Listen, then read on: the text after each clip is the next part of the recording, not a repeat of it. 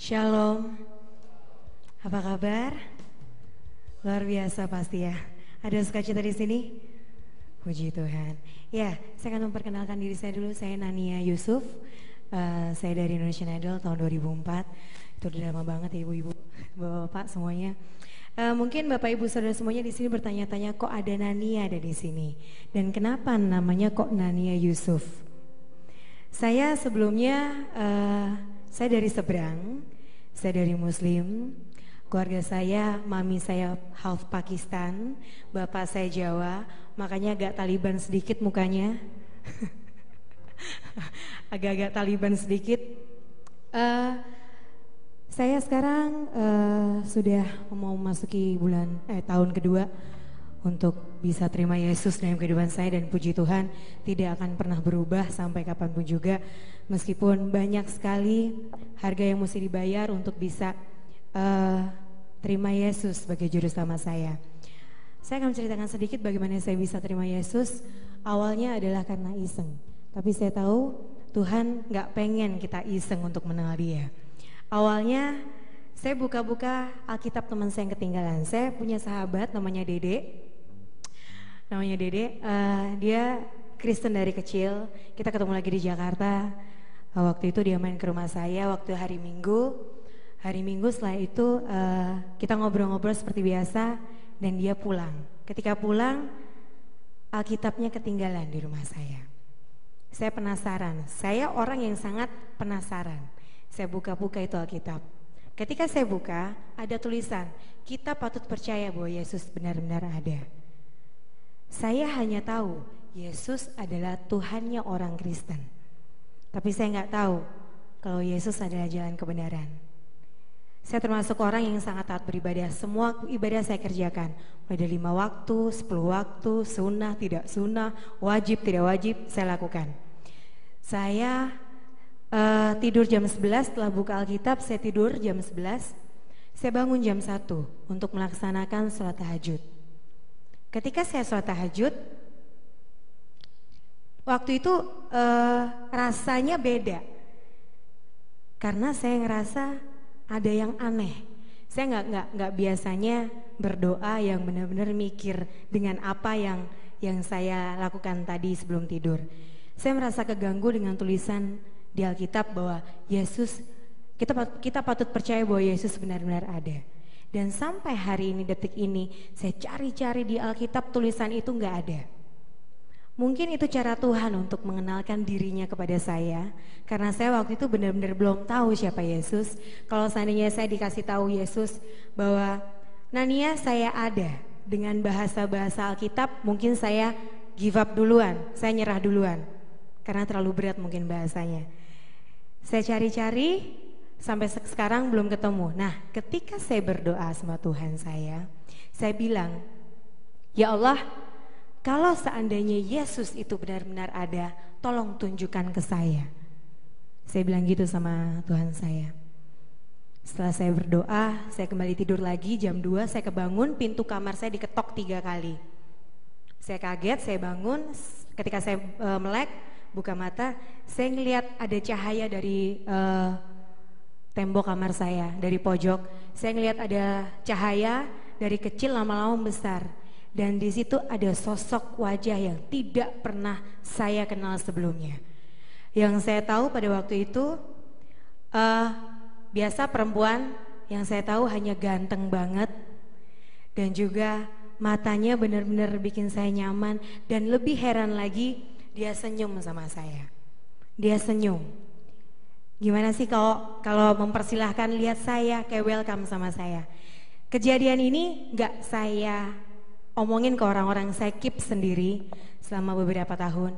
Hingga akhirnya saya cerita ke teman saya, ke sahabat saya yang lain. Saya cerita, dia hanya bilang, Nan, sekarang kamu waktunya untuk melayani Tuhan. Caranya melayani Tuhan seperti apa saya gak tahu. Kamu punya suara dan talenta luar biasa dari Tuhan. Pergunakan itu semaksimal mungkin. Akhirnya saya dikasih CD dan di situ ada lagu dari Irwan Alexander, judulnya Bagai Raja Wali. Dan kemana-mana lagu itu saya bawa karena lagu itu benar-benar menguatkan saya hingga sampai sekarang. Nah, ketika saya setelah saya dengerin lagu itu ada kejadian juga yang aneh menurut saya. Ketika saya ngafalin lagu itu, badan saya berasa kayak ada yang ngangkat. Saya nggak berani buka mata, saudara. Saya takut. Saya berani buka mata ketika saya sudah merasa nyaman di atas tempat tidur. Akhirnya untuk pertama kali saya melayani tiba. Nah, waktu itu ketika saya mau melayani, saya ragu-ragu antara iya dan tidak. Karena pertama saya takut keluarga saya tahu saya nyanyi di gereja. Yang kedua, saya takut ditolak. Yang ketiga, saya takut dianggap murtad. Akhirnya ketika saya nyanyi, ada suara yang meyakinkan saya, Nania, ini adalah jalanmu dan ini adalah keluargamu. Jujur, saya ragu-ragu. Tapi akhirnya saya bisa menyelesaikan satu lagu itu. Setelah selesai nyanyi, saya pamit pulang. Ketika saya jalan ke pintu keluar, ada anak kecil sekitar umur 5-6 tahun panggil saya, Tante Nania, Tante Nania. Saya berhenti. Dia bilang, Tante, aku mau ngomong sama Tante. Ngomong apa sayang? Tante, tadi aku lihat Tuhan Yesus peluk Tante Nania dari belakang pas Tante Nania tadi nyanyi. Kamu lihat di mana? Pas Tante Nania nyanyi di depan. Saya gak kuat berdiri, saudara. Kaki saya lemes. Saya benar-benar takut. Bener enggak? Saya tanya ke teman saya, bener atau enggak? Jawaban teman saya, apa yang kamu rasainan? Yang saya rasain ada yang meyakinkan saya bahwa ini tempat saya, ini keluarga saya. Akhirnya berjalannya dengan waktu, saya mulai melayani. Puji Tuhan, semua berkat melimpah kepada saya. Saya berasa kayak anak bayi yang sekali nangis mau apa dapat, kerjaan semuanya deal. Tidak ada yang tentatif, semuanya fix. Hingga akhirnya saya memutuskan untuk dibaptis. Setelah saya dibaptis, kehidupan saya berubah total. Saya bukannya senang lagi, saya malah babak belur. Pertama, keluarga saya tahu saya terima Yesus. Kedua, mereka menolak saya hingga sekarang. Yang ketiga, anak saya umur 4 tahun ditahan dan sudah 2 tahun ini gak ketemu sama saya. Saya marah sama Tuhan. Saya pahit sama Tuhan. Selama 1,5 bulan saya hanya bisa nangis dan ngumpat-ngumpat Tuhan. Gara-gara gue pilih lo, gue kehilangan keluarga inti gue. Kasarnya begitu. Hingga akhirnya ada suara lagi, Nania, kamu diam dan saatnya saya bicara. Saya berserah, saudara. Berserah, bukan terserah. Saya berserah sama Tuhan. Ya kalau memang seandainya sudah seperti ini, ya sudahlah. Saya ngikutin aja apa yang dimauin sama Tuhan. Apa yang dimau, apa yang diingin Tuhan, saya ikutin. Lebih parah lagi, ketika saya dengar mami saya mau dicerain sama bapak saya lebih hancur lagi. Cuman kata kuncinya adalah cuman kita harus berserah dan percaya sama Tuhan.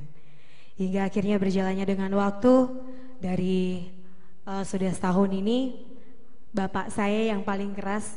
Karena bapak saya, baju-baju saya, lukisan saya di rumah dibakar semuanya.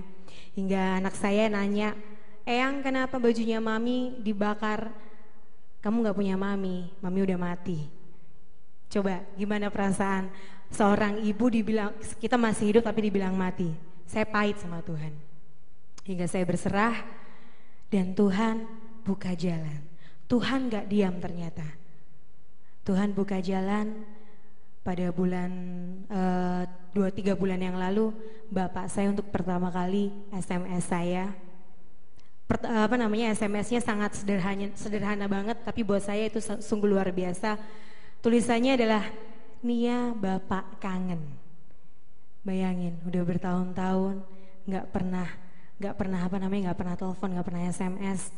Begitu SMS ngomong, Nia, bapak kangen. Dan lebih parah lagi, bapak saya dulu ngumpat-ngumpat saya kafir, murtad. Dan kalau seandainya berani datang ke rumah saya bakal bunuh kamu. Tapi saya gak tinggal diam, saudara. Saya semuanya serahin sama Tuhan. Kuncinya adalah berserah dan percaya. Dan puji Tuhan sampai sekarang bapak saya masih bisa terima saya. Sudah bisa terima saya, tinggal mami saya yang masih keras. Tapi suatu saat saya percaya keluarga saya akan dimenangkan sama Tuhan. Dan anak saya saking jengkelnya mami saya ke saya, anak saya dimasukin ke sekolah Islam. Tapi gak apa-apa, meskipun Islam atau apalah itu, yang pasti dan yang paling penting dia harus percaya bahwa Yesus adalah jalan kebenaran. Saya percaya itu, dan suatu saat nanti saya minta dengan segala kerendahan saya, minta doanya untuk keluarga saya juga di tempat ini, dengan keluarga baru saya di sini, minta doanya untuk keluarga saya agar dimenangkan atas nama Tuhan Yesus. Terima kasih, itu sedikit kesaksian hidup saya. Dan saya akan membawakan satu pujian yang saya bilang lagu ini sangat membantu saya untuk pulih, benar-benar pulih, dan banyak sebenarnya godaan. Nania balik aja ke masa lalu. Cuman ketika setiap kali saya dengerin lagu ini, kayak berasa ada yang manggil, Nan, tempat kamu di sini dan tempat kamu jauh di depan sana lebih mulia. Bagi Raja Wali.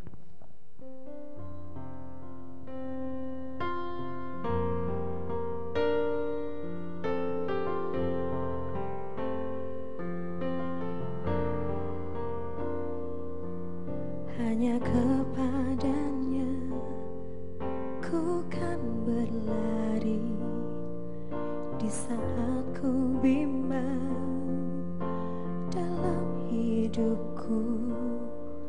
Yang aku percaya dalam hadiratnya ada kekuatan yang baru. Walau ku melangkah dalam tekanan, badai pencobaan datang menghadang, yang aku percaya dalam hadiratnya ada kekuatan yang baru. Ku kan terbang tinggi bagai Raja Wali di atas segala persoalan hidupku, dan aku percaya saat ku bersama Dia, tiada yang mustahil bagi Dia.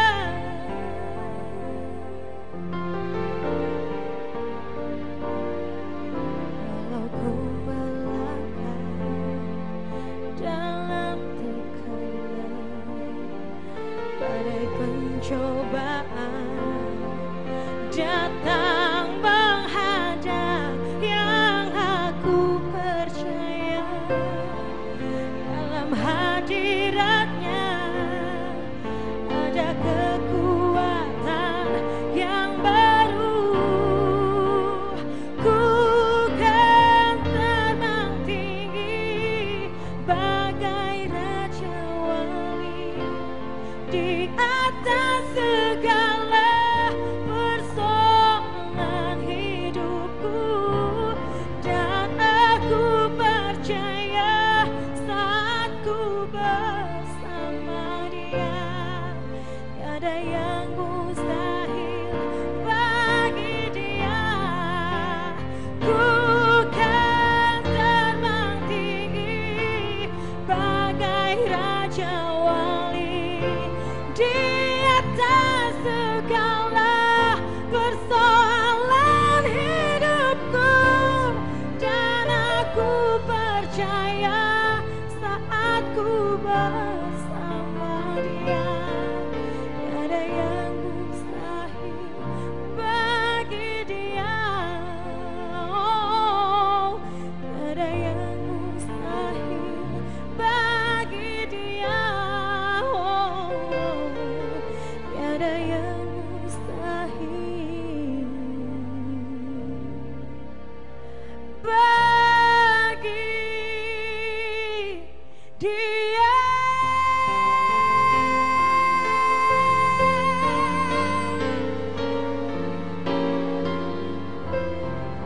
Tidak ada yang mustahil buat Tuhan. Kita harus percaya Yesus benar-benar ada dan hidup. Saya percaya itu karena Tuhan sudah sudah membuktikan, sudah meyakinkan saya, sehancur-hancurnya saya, Tuhan bisa mengangkat saya lagi untuk percaya dengan Tuhan. Terima kasih, Tuhan berkati.